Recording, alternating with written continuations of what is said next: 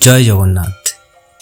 এই রথযাত্রা উপলক্ষে spoon of স্বাদের আজকের রেসিপি পুরীর ঐতিহ্যবাহী খাজা।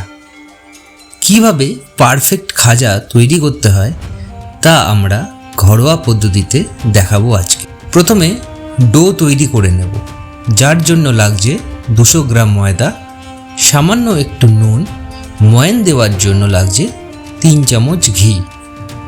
সব কিছুকে ভালো করে মিশিয়ে নিতে হবে।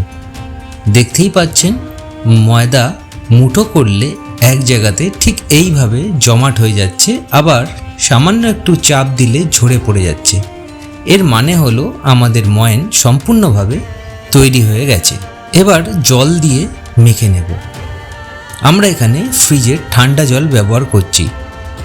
খুব ভালোভাবে মেখে নিতে হবে এবং শক্ত একটি ডো তৈরি করে নিতে হবে এবং রেস্ট দিতে হবে 15 মিনিটের জন্য।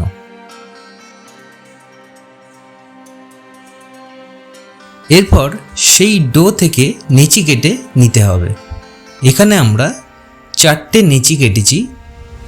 এইগুলো আমরা একে একে পাতলা করে বেলে নেব। এবার কর্নফ্লাওয়ারের সাথে সাদা তেল দিয়ে একটা মিশ্রণ তৈরি করে নেব, ঠিক যেমন স্ক্রিনেতে আপনারা দেখতে পাচ্ছেন। আপনাদের ইচ্ছে হলে ঘি দিয়েও এটি করতে পারেন। এবার এই মিশ্রণটি বেলে নেওয়া রুটির ওপরে ঠিক এইভাবে স্প্রেড করে দেব। আবার তার ওপর একটি রুটি দেব। আবার সেই একই রকমভাবে মিশ্রণটি দিয়ে দেব। তারপর টাইট করে রোল করে নেব।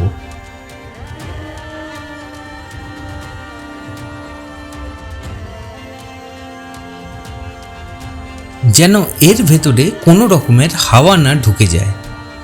এই কাজটা খুব সতর্কতার সাথে করতে হবে, নইলে ভেতরটা ফাঁপা হয়ে গেলে খাজা বেলার সময় পার্টগুলো খুলে যাওয়ার সম্ভাবনা থেকে যাবে। এবারে কাটিং করে নেব দুটো কিনারা। আমরা এইভাবে কেটে বাদ করে দেব। আপনারা আপনাদের করার সাইজ অনুযায়ী কাটিং করবেন।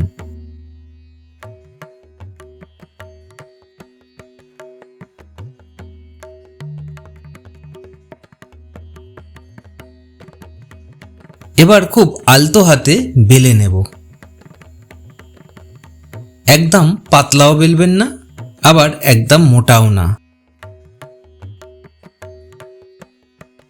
এখানে মা বলছে গরমা খাজ্জা খান্তু এবং আমা চ্যানেলাকু সাবস্ক্রাইব কারান্তু।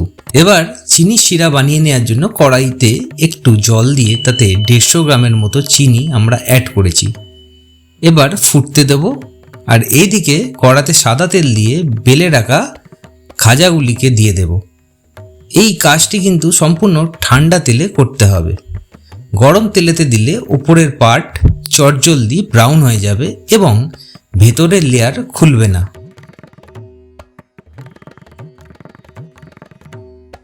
দেখবেন আস্তে আস্তে খাজাগুলি তেলের ওপরে ভেসে উঠতে শুরু করেছে। ঠিক সেই সময় উল্টে দেবেন। যখন দেখবেন লেয়ার খুলে গেছে এবং লাইট ব্রাউন কালার এসে গেছে, সেই সময় একটি ছাঁচার সাহায্যে ছেঁকে তেল থেকে তুলে নেবেন। তারপরেই বানানো চিনি শিরার মধ্যে দিয়ে দেবেন। ঠিক আমরা একইভাবে বাকি খাজাগুলি তৈরি করে নেব আর প্লেটিং করে নেব। দেখতেই পাচ্ছেন কতটা সুন্দর, একদম ঐতিহ্যবাহী পুরীর খাজার মতনই লাগছে দেখতে, শুধু সাইজে একটু ছোট আর কি। ঠিক এই রকমভাবে আপনারা বাড়িতে বানান আর উৎসবের দিন গড়ে তুলুন আনন্দমুখর। ভালো কাটুক রথযাত্রা। শেষে একটাই কথা বলবো, এই চ্যানেলকু সাবস্ক্রাইব করিবাকু একদমে ভুলিবে নাহি। না বুঝতে পারলে ফার্স্ট কমেন্ট চেক করুন। আজকের মতো টাটা, দেখা হচ্ছে পরবর্তী ভিডিওতে। জয় জগন্নাথ।